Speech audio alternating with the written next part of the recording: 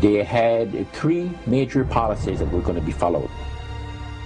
First, Lucifer says, we have to make sure that people, humans, get to believe that Satan and his angels do not really exist. You know, Roger, that's interesting because a recent research study report that I read indicated that in a national survey, I believe it's over 75% of people do not really believe in a real tangible devil.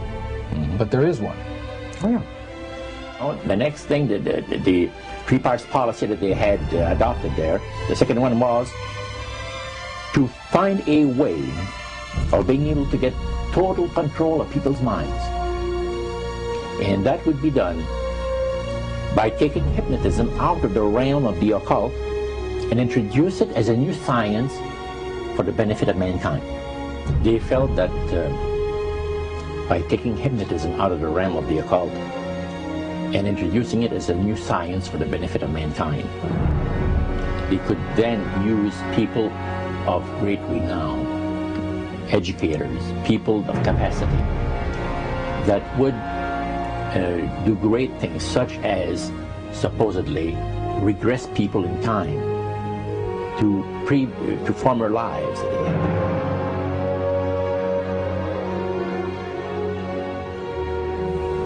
And of course, after the session is over, the person would not know a thing about ancient history. And the person she or he has talked about performing, you know, certain deeds, we'll say 3,000 or 4,000 years ago.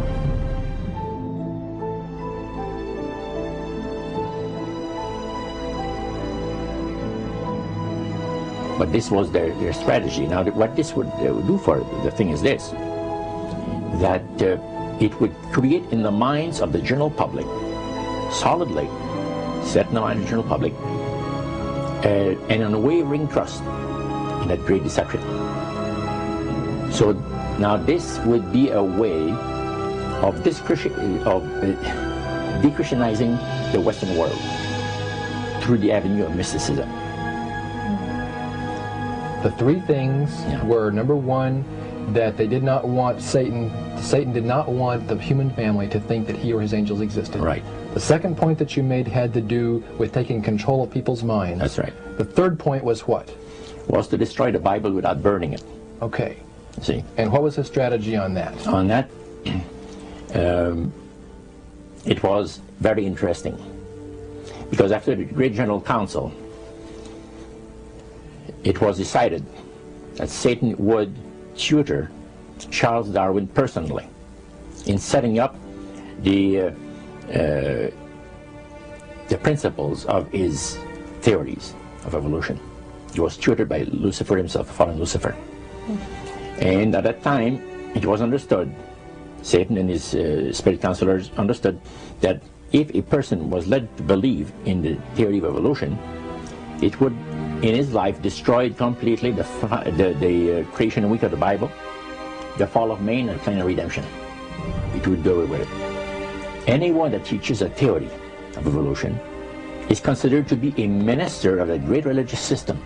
And he said that every teacher of that theory is recognized by the spirits as a person of great value and receives a very special unction from Satan himself, giving great power to induce spiritual blindness, to convince and convert. Three capacities.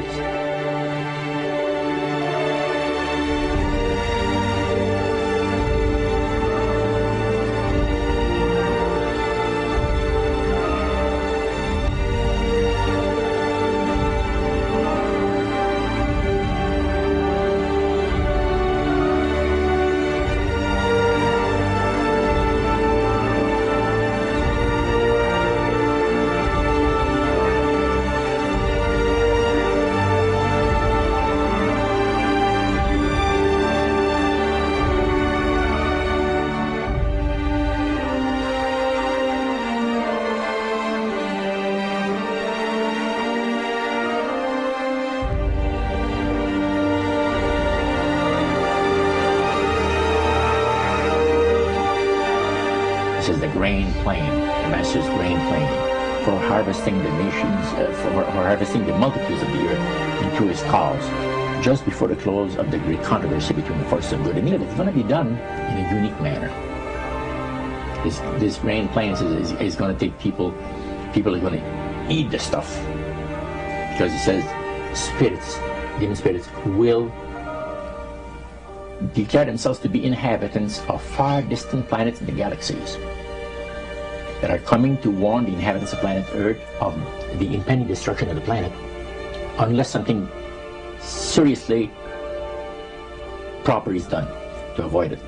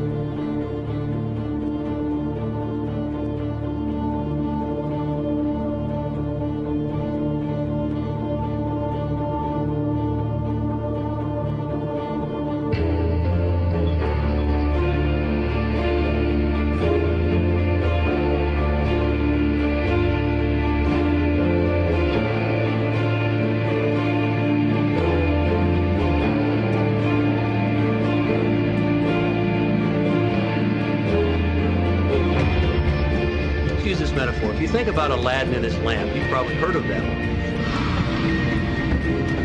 The genie always says one thing. Your wish is my command.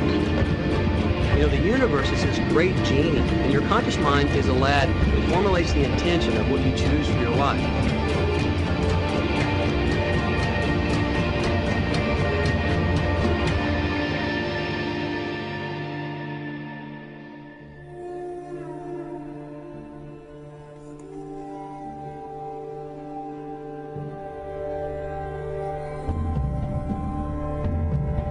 At the very heart and core of all these secret societies lurks the Kabbalah.